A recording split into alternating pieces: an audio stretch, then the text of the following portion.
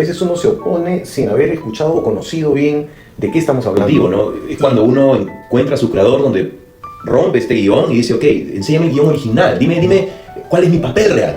Y solamente te lo da el que escribió el guión, pues. El único que puede reconciliar su identidad con su ser es tu creador. ¿Te acuerdas que estaban que el currículo del Minedo? Claro, y con mis hijos no te metas. Ya, claro. Un verdadero hombre rechaza la pasividad.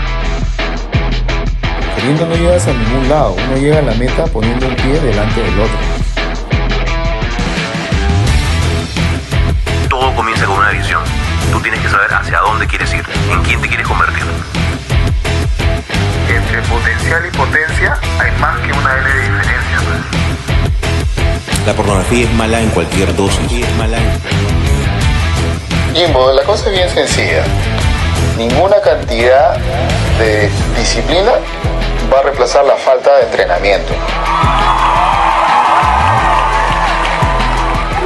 Luchito, ¿cómo estás? ¿Qué tal, Jimbo? Buenas tardes. Buenas tardes. Un programa más, y este programa es especial. Tenemos un invitado especial. De lujo. De peso, diría yo, de peso.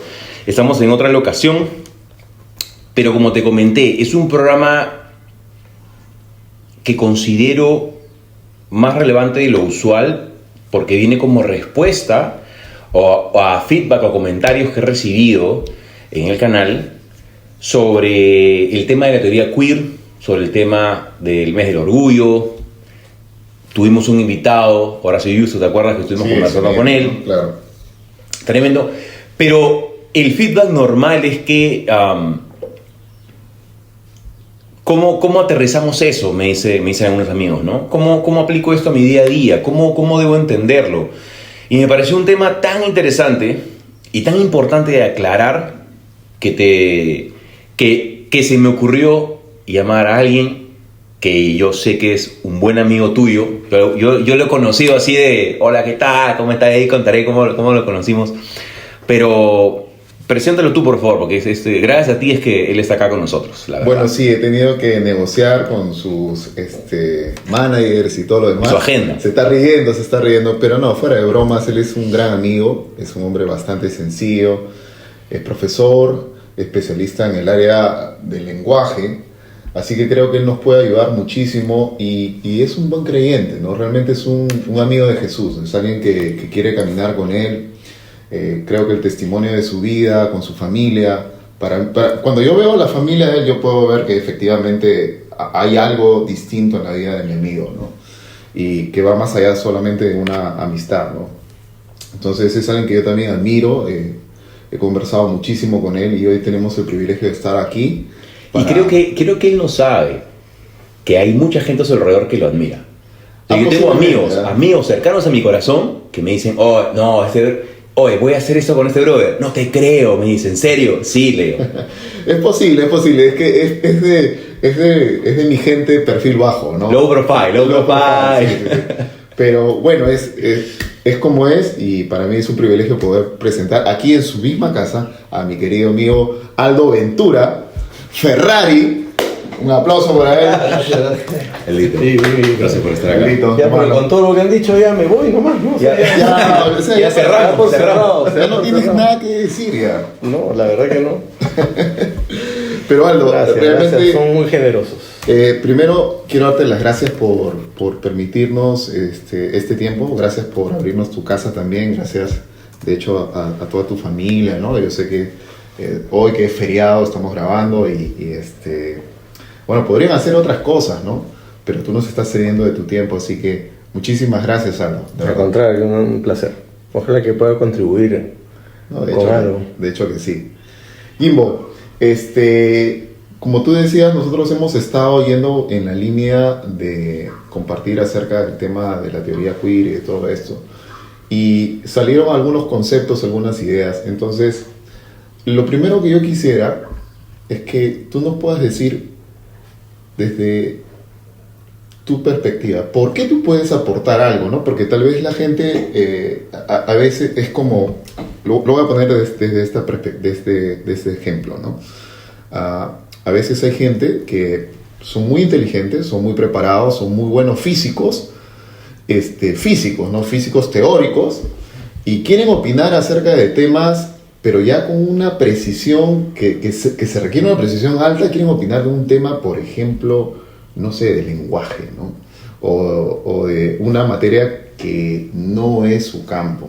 Entonces, ahí es cuando creo que vienen las patinadas, ¿no? O las imprecisiones. Entonces, Aldo, ¿puedes contarnos un poquito de tu formación rápidamente, como para que la gente pueda entender también por qué podemos escucharte? ¿Por qué pensamos en ti cuando dijimos, oye, hay que conversar porque ya nos quedamos cortos nosotros? Eso no sé por qué han pensado en mí, pero bueno, lo que yo podría aportar, me parece, es en algunas reflexiones que he hecho basado en mi formación como lingüista, ¿no? Yo estudié lingüística en la universidad, en la Católica, y he reflexionado sobre estos temas. Soy aficionado también un poquito a la filosofía, a la teología, etcétera, pero no son mis campos de expertise, ¿no? Digamos. Y tampoco es que sea un gran lingüista, pero sí entiendo un poco de más que un abogado y un ingeniero, sí, evidentemente. Sí, entiendo un poco más de los temas lingüísticos, y creo que ahí puedo aportar algo, ¿no? Porque yo pienso, y es una cosa interesante, como algo tan sencillo como la lingüística, o digamos, tan poco común para mucha gente, cómo tiene influencia en nuestro día a día, ¿no? Porque básicamente lo que nosotros vivimos y pensamos está formado por palabras, ¿no? Por supuesto, claro que sí. Y bueno, desde mi campo, yo soy profesor además en un colegio desde hace 30 años, y eso me lleva también a haber visto las implicancias de todas estas cosas que ustedes están conversando en la praxis, en la enseñanza, hay todo un tema con los pronombres, con el lenguaje discriminatorio, etcétera, que digamos lo he reflexionado un poco, y creo que claro, digamos que tú lo has visto un poquito más ya aterrizado, no desde el plano teórico que nosotros nos podemos sentar y hablar muy, sino que ya tú lo has visto ahí en la cancha, pues, ¿no? Sí. ¿Qué implica esto en la educación, en la formación de niños, de jóvenes también? También me ha llevado a pensar en los aspectos teóricos, ¿no? Porque por supuesto, a la hora que quieres hablar sobre el tema, tienes que investigar un poco y ver de dónde sale todo esto, y cómo así las demandas, digamos, que pueden tener ciertos grupos sobre, digamos, formas de referirse a otros discriminatoriamente, pues me ha llevado a mí como educador a trabajar el tema, ¿no? Aterricemos un poquito, Luchito, creo, para la gente que de repente se está conectando nuevamente. El tema nace cuando empezamos a analizar la teoría queer. Y yo creo que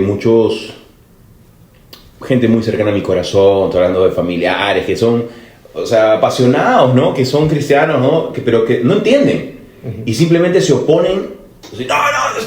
Yo le digo, oye, pero un ratito, pero tienes que entender la posición a veces para saber verdaderamente no ganar una discusión, no cerrar, decir, no, esto está mal. Oye, pero esto es una corriente filosófica, hay que ver de dónde nace. Y ese fue mi interés realmente, en saber, oye, ¿de dónde nace esto? ¿Cómo sale esto? Y por eso empecé un poquito a investigar, a interesarme, porque también tengo amigos que son abiertamente, ¿no? O ateos, agnósticos, heterosexuales, homosexuales. Y yo le digo, oye, un ratito, no, uno no... O sea, yo tengo muchos amigos heterosexuales que no se van a ir al cielo, por lo menos como están viviendo hoy día, no la hacen, ¿no? O sea, creo que hay toda una concepción errada de qué cosa está mal y qué cosa está bien, o el cristiano que dice, no, eso definitivamente no, pero sin entender realmente qué es. Y lo primero que yo quise aclarar en esa conversación es que la teoría que dije a ustedes es una teoría filosófica, ¿no? Que estemos de acuerdo o no es otra cosa, ¿no? Dices bien en que a veces uno se opone sin haber escuchado o conocido bien de qué estamos hablando, y qué aportes puede tener y qué aportes y qué cosas ya no son o que no compartes. Exacto. De repente hay muchas cosas que sí compartes y otras que no, pero para eso hay que, digamos, meterse un poco a conocer y a escuchar y a veces somos Y a dialogar. A dialogar. Ese es justamente el problema, porque lo que nos pasa mucho es que estamos desde la trinchera donde estemos, sea liberal o conservador o lo que fuera, estamos en nuestra trinchera y no nos queremos mover de ahí y ya estamos disparando Atrincherados de antes de haber escuchado realmente de a qué cosa le vas a disparar, ¿no? Entonces, yo escribí hace muchos años, bueno, no sé, hace años ya, no sé si tú te acordarás, Lucho, de repente escribí un artículo que salió finalmente en El Comercio, cuando fue toda esta guerra. Claro, sí me acuerdo. Entre, ¿te acuerdas que estaban que el currículo del Minedo? Claro, y con mis hijos no te metas. Claro. Todo el asunto, que fue justamente... Bien mediático. Que fue justamente la época en la que fui al Congreso. Claro, yo te dije al Congreso. Pero yo, mira, no sabía mucho, es más, ahora tampoco sé mucho, pero sabes un poco más. Sé un poco más que en esa época. Y cuando uno sabe un poquito más, ya empieza a saber qué poco sabe uno, ¿no? Pero escribí un artículo que justamente hablaba de la idea de que conservadores y liberales sí coincidíamos en algo que estaban peleándose tremendamente y no íbamos al lado donde podíamos estar de acuerdo. Por ejemplo, estamos absolutamente de acuerdo en no discriminar, estamos absolutamente de acuerdo en el hecho de garantizar los derechos de todas las personas, la dignidad de las personas, y en eso coincidimos. Entonces deberíamos ir primero a lo que coincidimos y después ya vamos a ver cuáles son los matices en los cuales nos podemos distinguir. Yo creo que hay un tema de ego también, ¿no? Cuando yo quiero ver en qué coincidimos, pienso que no, es que tú me quieres convencer, entonces yo no quiero ceder. Sí. Y hay un... Estamos siempre con esa onda de yo te voy a convencer, no, yo te voy a convencer a ti, y si coincidimos en algo es solo para convencerte, ¿no? Te voy a convencer y te escucho utilitariamente solo para... Yo creo que eso es lo peor, cuando queremos escuchar a la persona para argumentar en lugar de para entender. Mira, me acuerdo que una vez un amigo de Christian Surfers, justamente, me llevó, me matriculó a mí y a Estela, fuimos juntos a una conferencia feminista, en una universidad, etcétera, y uno tras otro salían charlas tipo TED. Ok. ¿No? TED Talk. Y al final Estela se fue y me quedé yo solo para la última charla, y la última charla era de un hombre trans, digamos, ¿no? Una chica que ahora se identifica como hombre. Y la verdad, me quedé escuchar todo, y la verdad fue tan revelador escuchar su drama y escuchar lo que tenía que decir, que inclusive al final me acerqué y quise después y llegaron a presentarme, lo conversamos un ratito, quedamos para ver si conversábamos otro día, y la verdad después no se pudo, pero me sirvió mucho abrir los oídos y escuchar, ¿no? Su drama de identidad, digamos, ¿no? Que no es un drama menor, ¿no? O sea, a veces desde la posición del que cree tener la razón, uno desprecia al otro diciendo casi como que está loco, ¿no? Está loco, y por lo tanto, ¿cómo es posible que reclame esto que es imposible? Es como que, no sé, una gallina se crea gato y jajaja. Que quieras competir en deportes, que quieras tu baño, que quieras...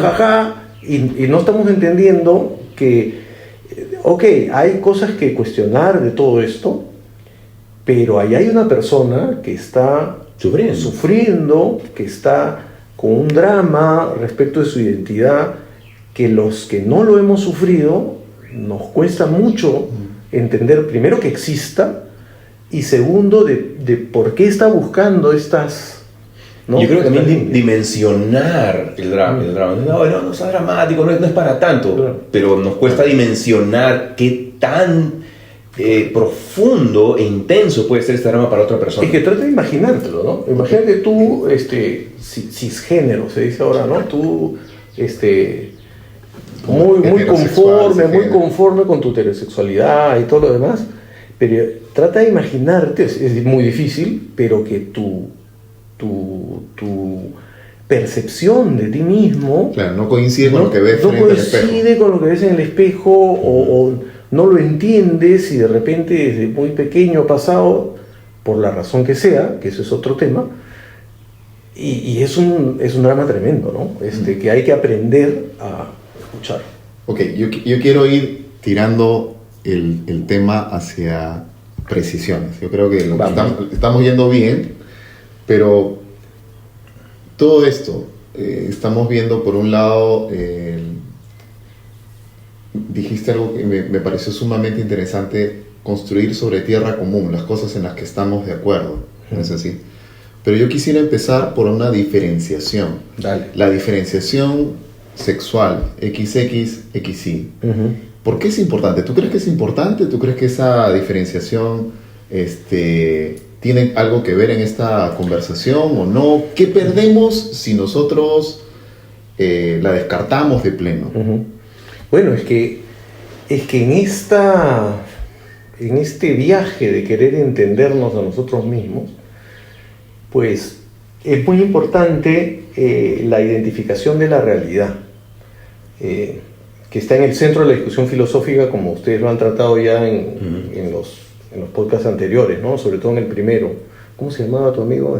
Horacio Justus. Que, bueno, lo explicó muy bien, en fin, sobre esta idea de cómo en búsqueda de una salida, vamos a ponerlo así, la teoría queer viene buscando cómo reconciliar pues a este desencuentro, y trata de buscar una salida en realidad diluyendo la realidad, ¿no? O sea, vamos a ponerlo así, poniendo el énfasis en la interpretación personal, en la percepción que cada uno de nosotros tiene, y cómo, digamos así, el otro debería respetar mi propia autopercepción.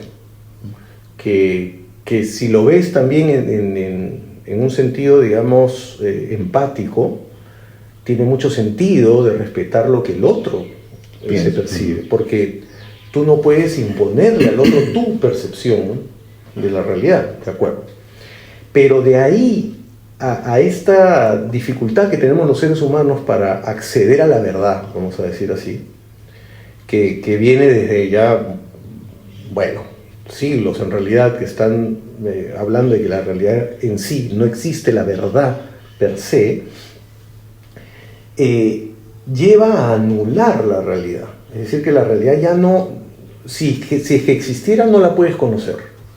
Y por lo tanto solo puedes conocer las percepciones, ¿no?, que tenemos de nosotros mismos. A eso yo apuntaba cuando le comentaba en ese conversatorio que tuvimos sobre los orígenes, ¿no? Cuando Nietzsche dice no hay hechos, solo interpretaciones. O sea, que la realidad es lo que yo he interpretado y puede diferir de lo que tú interpretas, ¿no? En cuanto a nuestras percepciones, sí.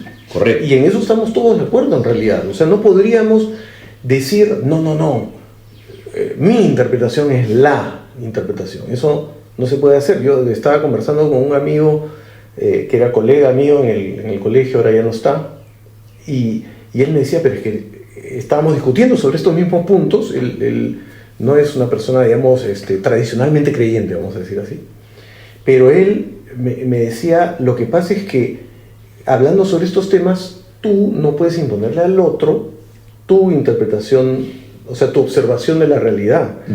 Entonces yo le decía, pero el otro tampoco me la puede imponer a mí. Sí, correcto, pero en todo caso no podemos imponerle al otro nuestra percepción.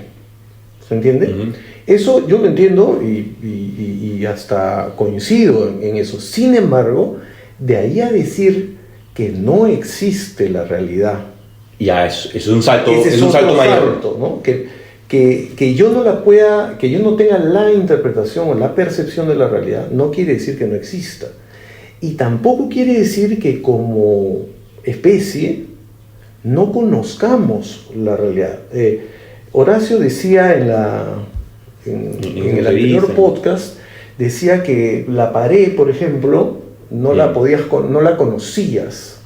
Que tú con lo que conoces o lo que tienes es tu percepción de la Mi realidad. recuerdo, mi experiencia pasada. Claro, en fin, la imagen visual que entra a tu cerebro, o lo auditivo cuando lo escuchas, cuando lo tocas, en fin. y que no tienes un conocimiento de la pared en sí misma, sino tienes un conocimiento de tu percepción de la pared, ¿no es cierto? Ujú.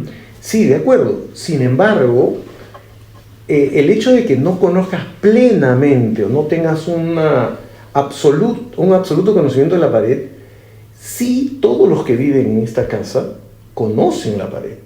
En el sentido, sí, mediático, o sea, no directamente la pared, y tienes que convivir con ese conocimiento, porque si no te vas a chocar con la pared. Tú no Claro. te puedes ir de golpe. Y contra la gracias, pared. no podemos decir que no existe, la verdad. O sea, no Está ahí. puedes decir que no existe, porque claro, lo puedes decir, pero te va a costar muchos chichones en la cabeza y heridas, etcétera, porque sí te chocas con la pared, ¿no? O sea, la realidad sí existe, no solo la especie humana, nosotros conocemos la realidad, sino, no sé, también el gato que vive en tu casa y el perro, todos perciben, o sea, están dotados de la capacidad Claro. de reconocer que ahí hay algo.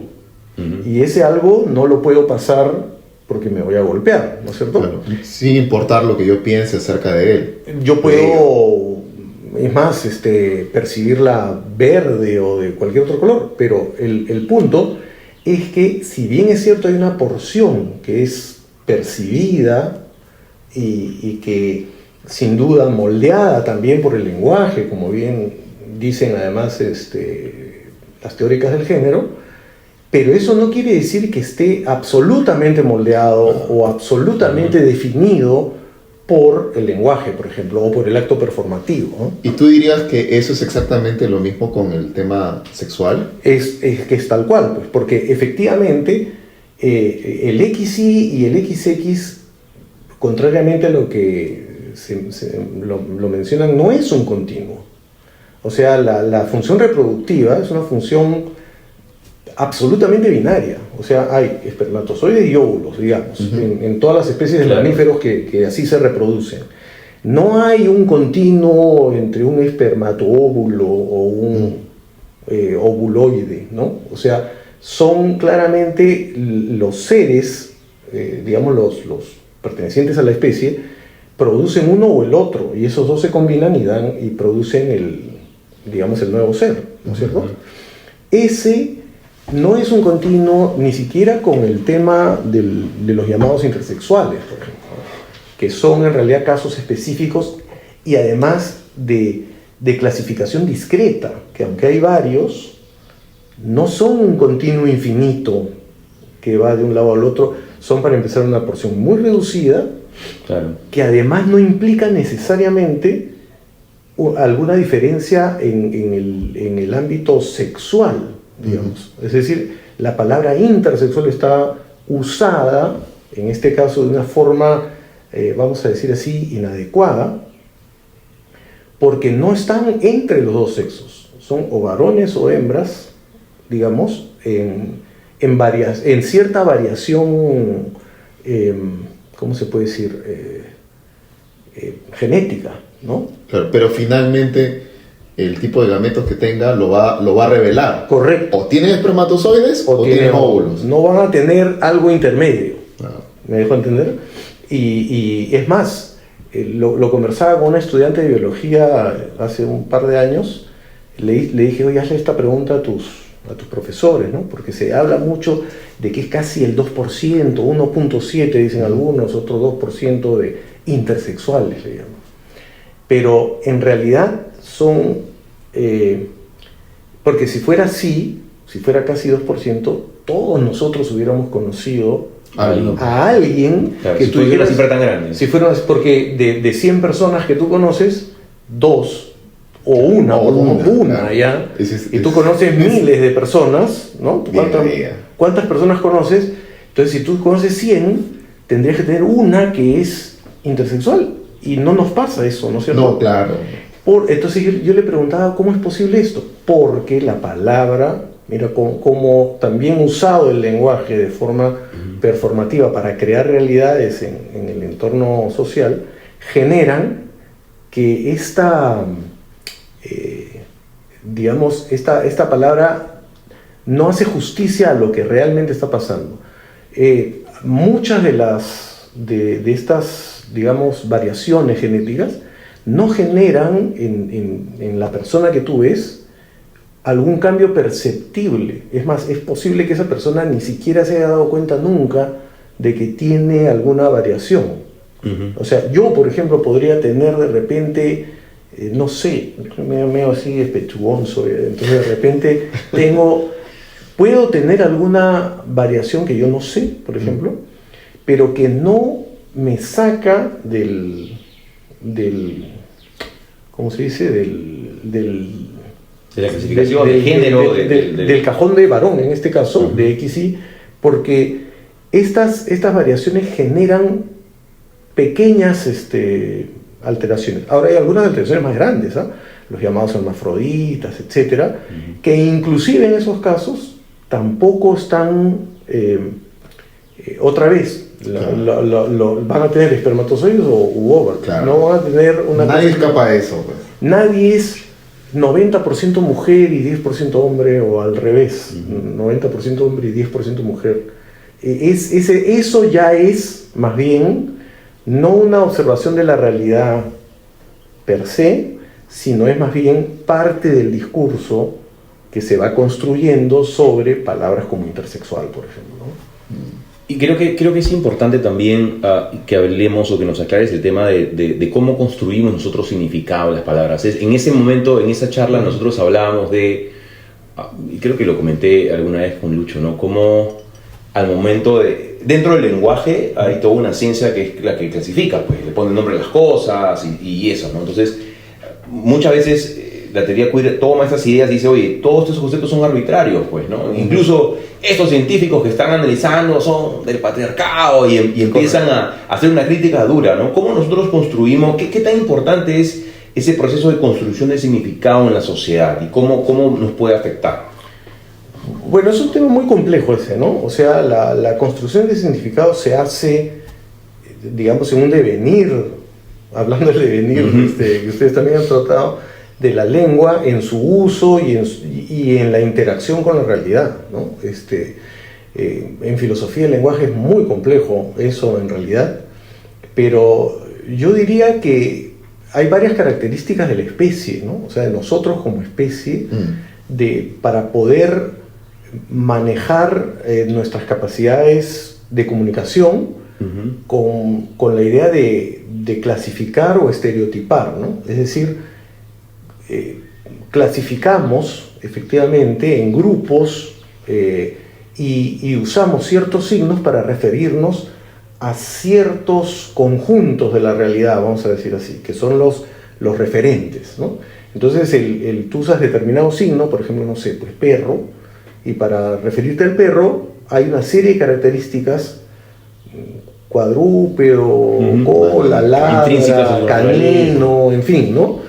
A diferencia del gato, que las orejitas, en fin. Esta manera de clasificar es una manera, digamos, en la que los seres humanos naturalmente clasificamos la realidad. Es verdad que es arbitrario, más que arbitrario, justamente estos autores que estoy leyendo... Yo creo que puede ser arbitrario, pero no desde un sentido peyorativo. Correcto, es que en realidad iba, más que arbitrario, es convencional. Claro, que finalmente hemos llegado a una convención y lo llamamos de esta manera porque estamos viendo que en ese conjunto la gran mayoría coinciden con este tipo de particularidades. Correcto. O es funcional también para términos académicos, científicos, de estudio, ahora, ¿no? Si quieres clasificar la biología. Ahora, no se hace tanto en el lenguaje, no es que los académicos clasifiquen. Esto ya viene dado desde antes inclusive de que los académicos estudiaran el lenguaje. Es decir, en el lenguaje humano es una manera de comunicarnos, ¿no? Cómo nosotros agrupamos las cosas y en ciertas sociedades se va perfilando, como por ejemplo los esquimales que distinguen diferentes clases de blanco para la nieve, por ejemplo, y no se pierden en medio de la nieve porque distinguen. Ahí está, por ejemplo, nosotros estamos perdidos. Y nosotros no. O en la selva ocurre con el verde, por ejemplo, para los habitantes de la selva, que distinguen muchas tonalidades de verde que nosotros no distinguimos. Y pueden ver claramente animales que tú, citadino, vas y estás, no lo haces, ¿no? Pero esta clasificación, digamos así, que es cultural, ¿sí? No es inmotivada. O sea, no es arbitraria en el sentido de que así como esto podría haber sido lo otro. Un poco sí, pero no tanto. Tú mencionaste, me parece, en uno de los podcasts que mencionaron antes, que Judith Butler menciona la idea de por qué la clasificación tiene que ser binaria, o por qué tiene que ser aquí y no allá, o por qué no puede ser la altura de la persona, el pelo, el color de ojos, etcétera, ¿no? Algo así me parece que mencionaste. Claro. Pero lo que pasa es que nadie dice que no se podría clasificar a los seres humanos en diferentes subgrupos. Es más, de hecho se hace. Tú puedes hablar de las personas altas, hombres y mujeres, independientemente, las personas bajas, de las personas de cierto color, su color de ojos, etc. Pero para efectos del sexo, para efectos de esto, tenemos que ir, digamos, a la clasificación que sea más relevante. Por ejemplo, lo de espermatozoides y óvulos, ¿no? O sea, el valor reproductivo que tiene no solamente en la especie humana, sino en todos los mamíferos, por ejemplo. Entonces, no es que clasificamos hombres y mujeres por fortaleza física o por sensibilidad emocional, ¿no? Que son, digamos, los clichés, los estereotipos, ¿no? No es así. O sea, la diferenciación entre hombres y mujeres viene dada genéticamente y de cromosomas respecto de la sexualidad en particular, que tiene todas las implicancias de salud, de desarrollo físico, etcétera, que por eso es que es universalmente conocido, no solamente digamos en la sociedad occidental, sino en todos lados donde existen seres humanos. Cuando nace un niño es niño, o una niña es niña, porque están reconociendo en la realidad el hecho genético, que sin conocer nada de ADN ni de genética, lo conoces por lo que ves en la realidad. Que es parte de tu experiencia, ¿no? Es parte de la experiencia. Ok, si yo veo al niño y tiene pipilín, yo digo, bueno, es un varón. O sea, hablando del acto performativo que también conversamos, ¿no? Para que la gente pueda entender un poquito más qué es el acto performativo. Y tú habíamos hablado de una observación que tenías ahí. Sí, lo que pasa es que el acto performativo, que son los actos de habla, que siempre son performativos, todos nuestros actos de habla, en el sentido de que nosotros enunciamos, digamos, una frase o locución, perlocución. Correcto. Nuestro acto ilocutivo, ¿no es cierto?, suelta una realidad construida, ¿sí?, de acuerdo sobre lo que vemos, etc. Y tiene un efecto siempre en la realidad, pero no en la realidad física, sino en la realidad social. Es decir, yo puedo decir acá a Lucho, yo puedo decirte que eres una mala persona, por ejemplo, ¿no? Entonces eso te va a afectar, es un acto podría ser hasta de agresión, por ejemplo, que va a ser muy poderoso para, bueno, supongo, no sé, en tu mente, ¿no es cierto? Y tú te deprimes, etcétera. Hay un efecto, sí, real, pero es un efecto digamos, a nivel de tu percepción, a nivel de lo que nosotros llamaríamos la realidad social, la realidad inmaterial, pero no ejerce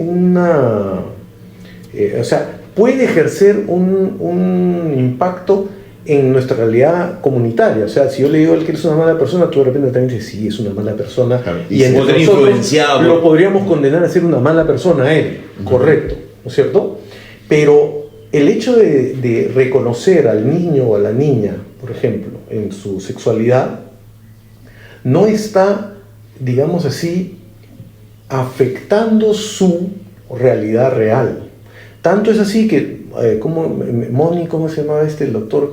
John Money. Money, ¿no? Sí, John Money. John Money, por ejemplo, intenta hacer eso en el famoso experimento de los gemelos, que queda, digamos, sin sus genitales masculinos, lo operan, lo visten de mujer, performan lo convencen, en fin, a los padres primero y a la niña, en este caso, la tratan de hacer la niña en actos performativos, pero lo que se termina imponiendo posteriormente es justamente el hecho de que, aunque hasta el niño mismo podría haberse convencido de que era una niña, empieza poco a poco a percibir, Claro. y la realidad empieza a imponerse sobre esta realidad performada, ¿no? Que es lo que pasa, lo mismo pasa con la pared. O sea, yo puedo tener la percepción de la pared y todo lo demás, pero si yo me empiezo a dar de golpes contra la pared, Claro, me va a ir mal.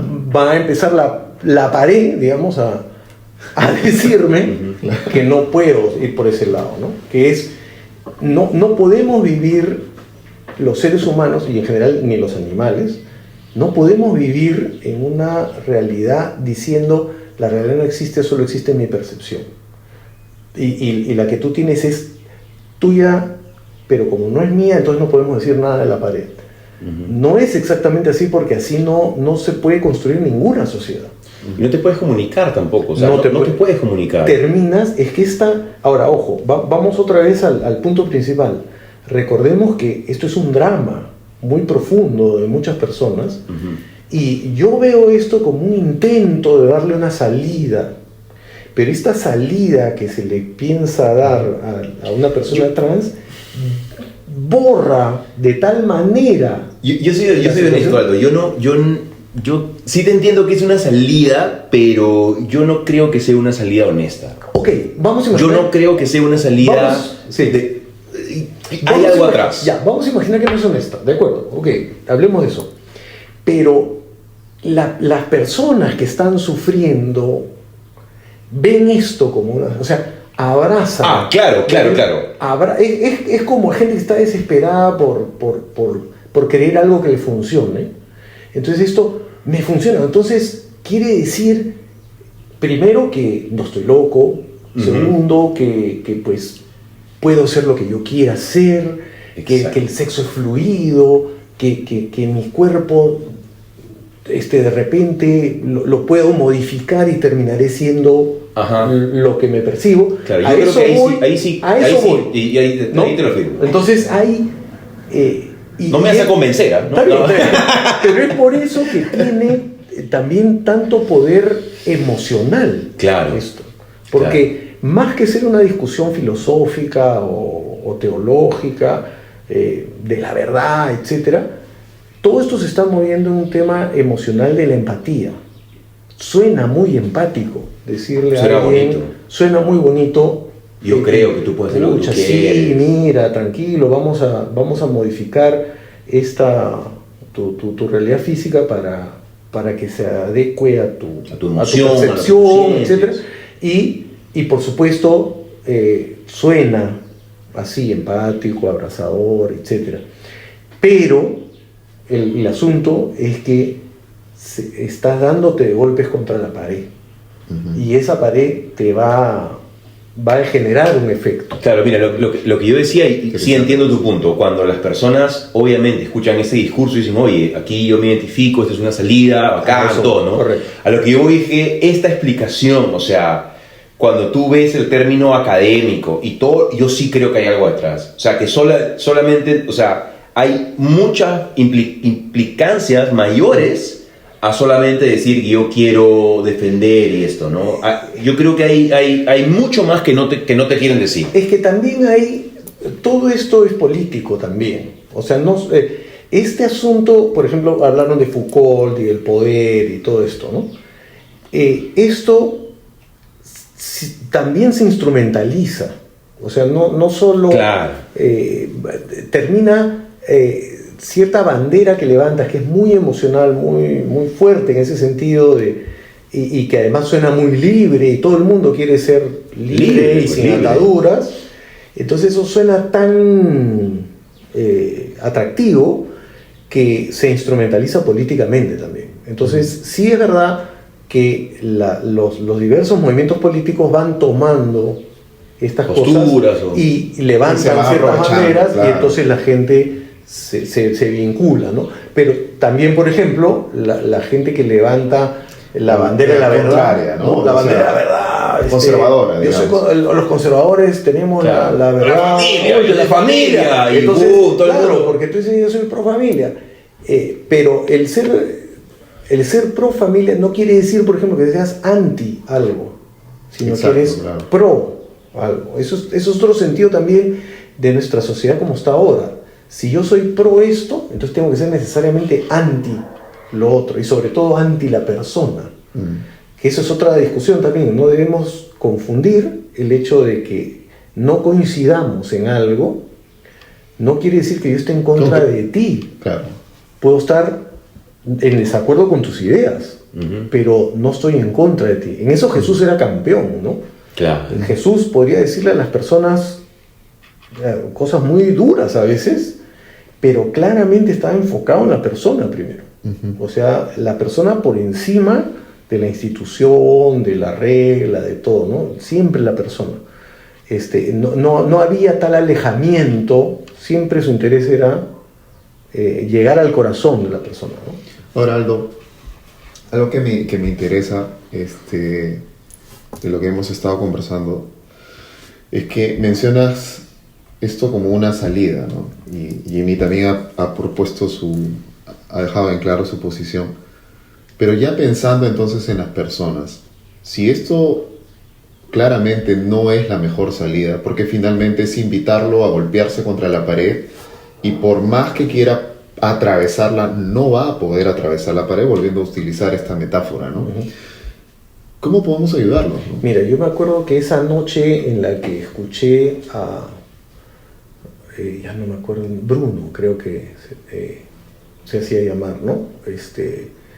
Y yo me acuerdo haberme conmovido mucho en esa, sentado ahí atrás, estaba yo al fondo y me conmoví mucho, decía, es más, la frase que usó, mira qué fuerte fue la frase que usó, porque toda su lucha venía desde el lado de la universidad, en la que el profesor que dictaba las clases, él llamaba a la lista y llamaba, ponte, no sé, voy a inventarme ahorita, ¿no? María, ponte.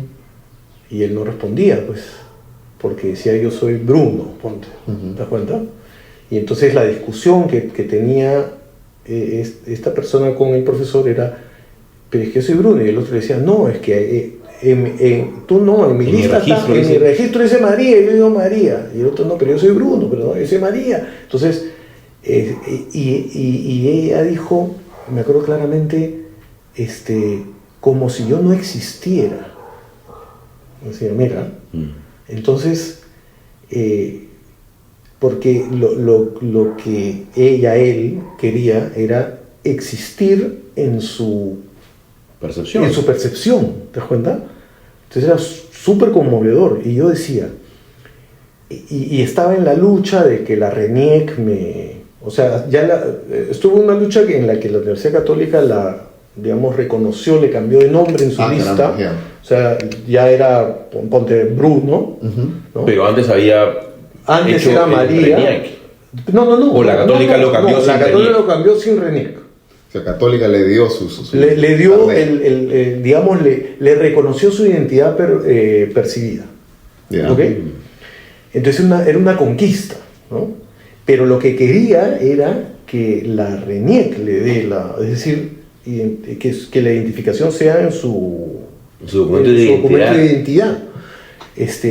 Y yo me acuerdo de haber estado viendo, escuchando, y decía, lo que pasa es que lo que esta persona quiere, la RENIEC no se lo puede dar. ¿Por qué? Aunque le dé el DNI. Porque esta identidad, este reconciliar su identidad con su ser real, está en un conflicto tal que aunque la RENIEC te dé el certificado, y aunque te deje la barba, porque tenía barba, se veía hormonado, etc. O sea, era una chica que estaba haciendo transición a hombre. A hombre, sí, Okay. correcto. Que decía que era hombre, ¿no? Ya no me acuerdo el nombre, pero creo que era Bruno, ¿no? Entonces, esta solución, yo me acuerdo de haber pensado y decir, es que esta solución no se la puede, esta reconciliación entre entre su percepción y su ser, esta reconciliación Va más allá más allá de lo que está pidiendo. Desesperadamente está queriendo existir justamente en esta reconciliación, ¿se entiende? Y yo dije, lo que pasa, y es por eso que quise hablar después y lamentablemente me da tanta pena que no pude después seguir la conversación otro día, porque decía, quien puede, lo que esta persona está buscando es a Dios. El único que puede reconciliar su identidad con su ser es tu creador y es Jesús. Y voy a hacer, y me acuerdo haber conversado después con mi amigo que me invitó a la conferencia, a la charla. Bueno, eran varias charlas, ¿no? La última fue esta, porque él me decía, digamos que él era más progre, ¿no? Estaba con toda la... Pero, a ver, cuéntame. Entonces yo le hablé de este tema de la identidad y de la reconciliación. Y entonces él como que me dijo, pero ¿por qué esta persona que se identifica como varón siendo mujer, por qué está mal su identidad?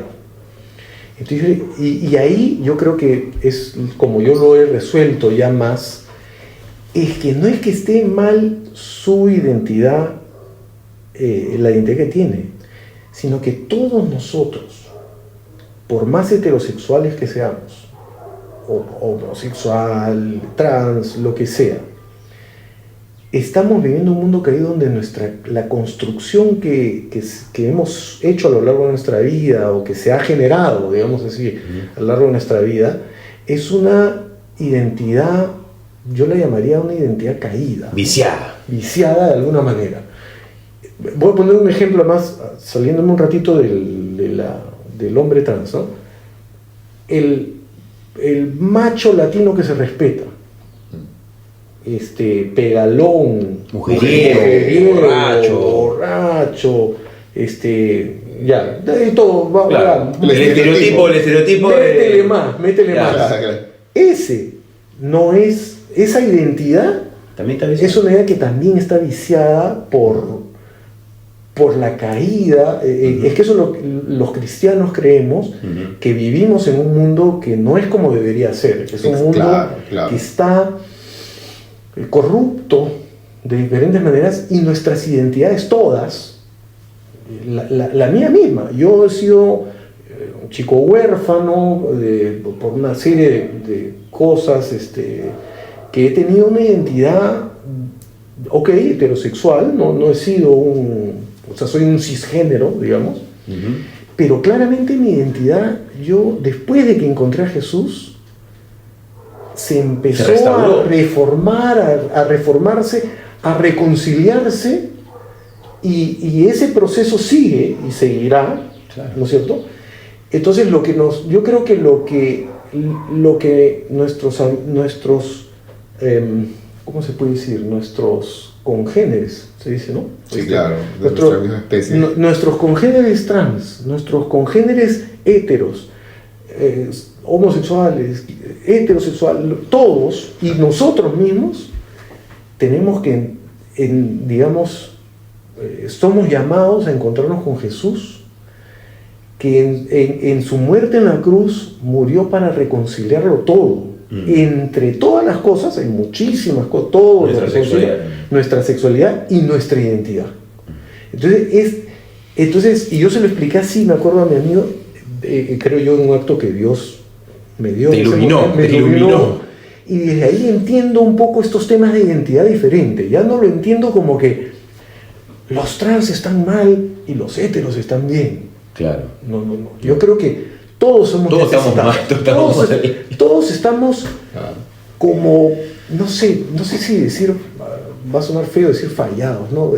Todos estamos incompletos, viciados, de alguna manera, y necesitamos de Dios que nos reconcilie con nosotros mismos, que nos reconcilie con la sociedad, que a esta persona que yo vi ese día le tome el ser y lo reconcilie consigo mismo y con la sociedad, que no lo va a lograr profundamente como digo, ni aunque tenga el DNI de la RENIEC. O sea, no va a ocurrir lo que está buscando, que es una sed del alma, más que de una cuestión legal, etcétera, ¿no? Me hizo acordar, y con esto termino porque lo voy a unir con el tema italiano que tú conoces, pues, ¿no? Claro, claro. ¿Con el italiano? Bueno, por favor. No, dale, cuenta. Bueno, lo que pasa es que mi querido amigo Aldo... La cosa nostra, La ¿qué cosa cosa? nostra, sí. Bueno, Aldo es Aldo Ventura Ferrari, ¿no? Entonces, por ambos apellidos, él tiene ascendencia italiana. Y para los que no saben, creo que lo han vuelto a extender, que no importa cuántas generaciones atrás, si tú puedes trazar tu ascendente italiano, tú tienes el derecho de solicitar la nacionalidad italiana. No importa cuántas personas. Claro. Ok, entonces eso es algo que Aldo siempre quiso, ¿no? Es una suerte de búsqueda de identidad. De búsqueda de identidad, ¿no? En el hecho ¿De dónde vengo? de haber... Claro, porque no tengo que ir a huérfano. a ver, o sea, una novela era claro, italiana, ¿no? había crecido sin su papá, algo que creo que también nos une y nos hace tan amigos, ¿no? Creciendo sin su papá, teniendo esto, entonces él necesitaba esa vindicación, ¿no? Entonces, fue un proceso que lo llevó a solicitar la nacionalidad, ya hace unos años atrás, ¿no? Y bueno, creo que mejor acaba la tour, ¿no? Bueno, entonces, yo cuando era muy joven, lo busqué, intenté, y mira, de mis 8 bisabuelos, 7 son italianos, y solo tengo mi bisabuela arequipeña, que es la que me da mis raíces, ¿no? Acá, andinas, así, ¿no? Bueno, y la cosa es que yo andaba en búsqueda de eso, porque no me daba cuenta, era un asunto inconsciente, ¿eh? Pero yo estaba buscando, por eso me identifico tanto con esta persona, que yo decía, pero lo que está buscando no te lo va a dar, Claro. en RENIEC. el fondo, RENIEC, y entonces, pero yo estuve buscando, y bueno, fue imposible hace 20, 30 años atrás, y hace 2, 3 años mi hermano me llama, en fin, logro hacer el trámite. Para hacer la historia corta, hace un mes atrás me han dado mi pasaporte y estoy... Ya está, ya. Sí, señores. Sí, señores. Señores. Pero cuando ya salió este anhelo tan grande que tenía, ya para mí no tenía la importancia tanto. identitaria que tuvo antes, justamente porque yo ya lo había resuelto con mi Padre Celestial, con la ciudadanía en el cielo, etc. Es decir, ya esa sed por digamos, sanar mi identidad perdida, que yo no me había dado cuenta que era por ahí, se cubrió. Bueno, yo ya lo había dejado, y bueno, Dios en su misericordia quería que lo tenga ahora, que ya no tiene esa importancia. Obviamente esto es algo muy diferente, ¿cómo se puede decir? Mucho menos. Por eso digo, el drama de una persona trans es un drama muy intenso. O sea, Claro. es el absoluto ser tuyo, ¿no? Entonces, por eso es que tenemos que ser empáticos, por eso tenemos que ser cuidadosos con lo que se dice, pero yo creo que en el fondo, esto que están buscando solo se los puede dar Jesús en una relación íntima que sane esto que ni los psicólogos, ni los cirujanos del cambio del sexo, ni la RENIEC, ni ninguno de estos actores, ni siquiera todos los demás de la sociedad, aunque nos pongamos de acuerdo para decirle Bruno. Sí, Bruno, claro. Bruno. En lo profundo del corazón, esa es ya mi convicción, creo que solo Jesús puede entrar ahí, y es Jesús quien lo va a reconciliar consigo y va a hacer el proceso como lo crea Dios. Eso es otra cosa también bien importante. Perdón, claro, que me explaye acá, pero, pero sí, acá se me da la pasión. Dale. O sea, no es bajo los estándares ni sociales ni nuestros que Dios puede reconstruir estas identidades. A veces tenemos muy fijo ciertos, ¿cómo se puede decir?, estereotipos de género, que creemos que si Dios actúa va a terminar siendo así, no sé, pues totalmente hombre, totalmente mujer según los nuestros estándares. Nuestros estándares, ¿no? Yo creo que Dios va a actuar en la vida de estas personas como actúa en las nuestras. Es más, a veces tratando ciertos temas que no tienen que ver con la identidad de género inicialmente.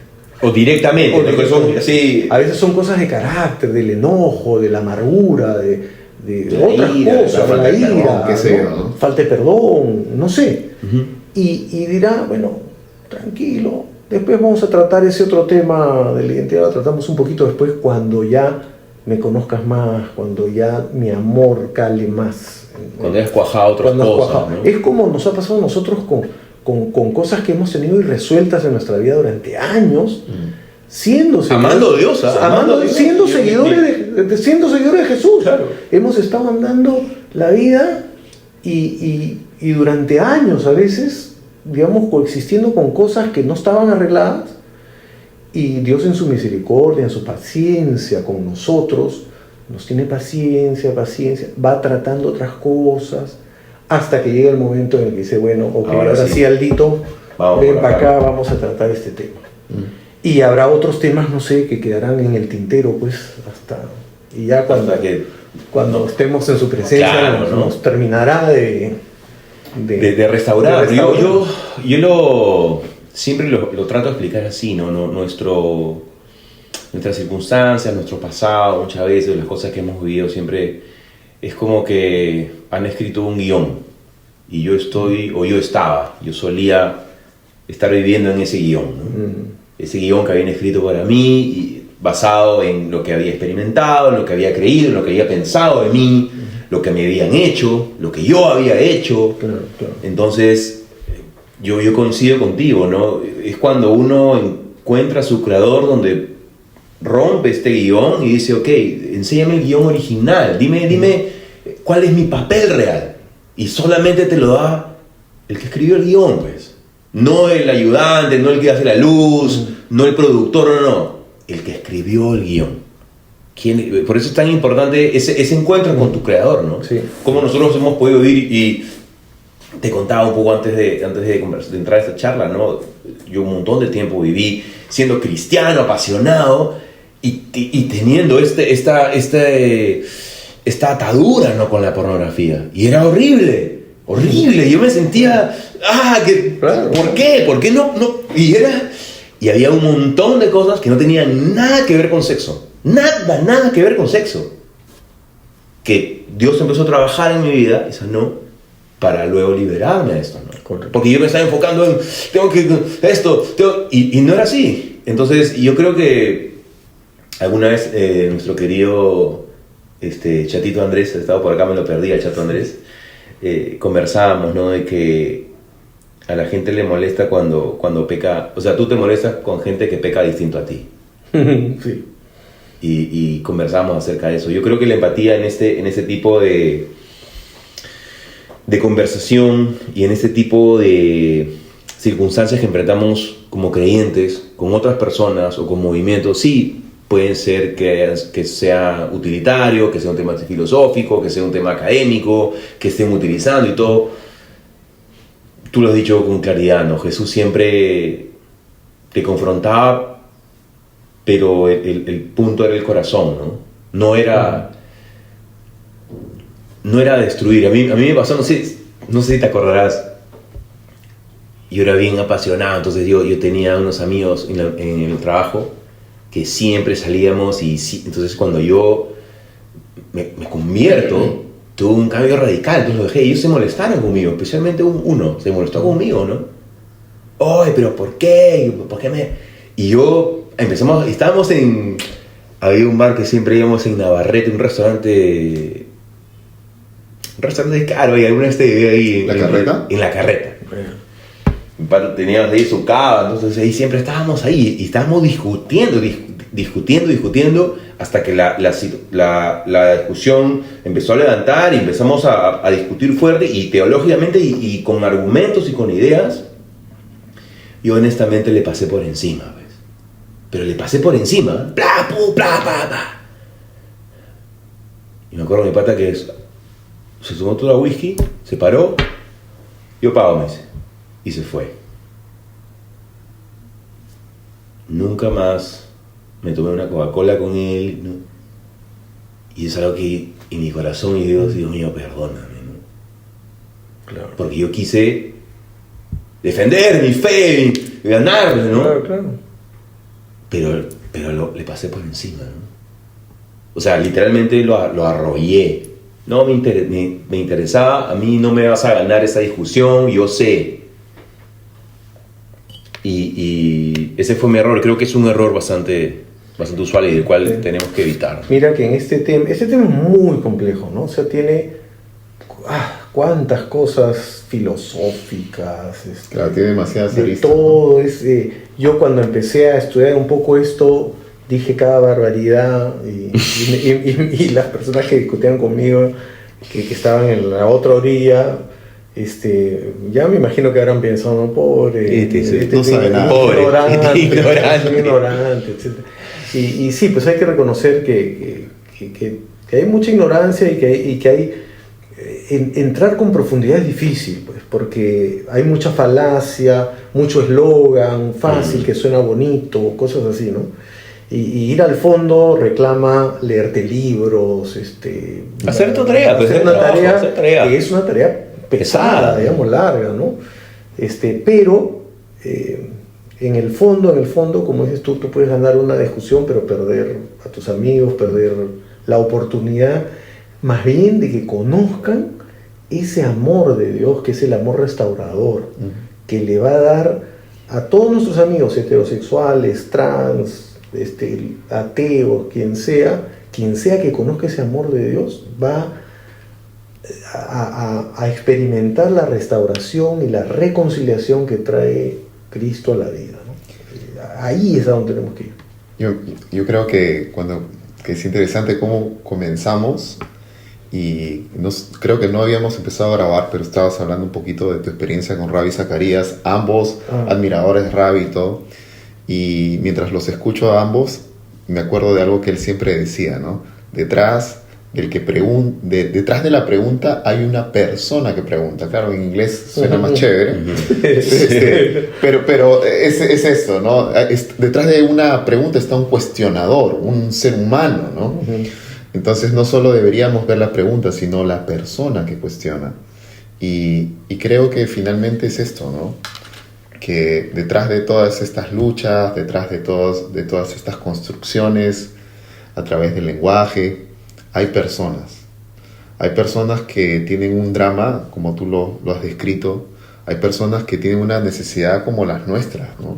Y que finalmente, gracias a Dios, la misma esperanza que nosotros tenemos es también esperanza para ellos. Totalmente. Sin importar el tema del lenguaje, realmente nosotros podríamos asegurar que esa esperanza es también esperanza para ellos, ¿no? Y que si ellos están dispuestos y si nosotros, por estas cosas de Dios, tenemos la delicadeza, ¿no? La sutileza de saber cómo llegar, creo que podemos ayudar. Y hay un desafío muy grande para la comunidad de fe, para las iglesias. Hay un desafío enorme que es poder ser acogedores de la comunidad LGTBIQ+, etc., al margen de todas las discusiones, de poder acogerlos en amor. Y eso es un desafío brutal, ¿no? Que realmente los acojamos, que realmente puedan vivir digamos, el amor de Dios en comunidad con nosotros y que podamos juntos irlos llevando hacia el Señor, ¿no? Y que sea el Señor el que los va a reconciliar, como digo, ¿no? Cualquiera de los argumentos y las ideas y todo se vuelve, no sé, hasta... Ideas humanas, shallow, súper... Es importante instruirnos, y es más, estoy leyendo ahorita este libro recomendado por Sabater, ¿no?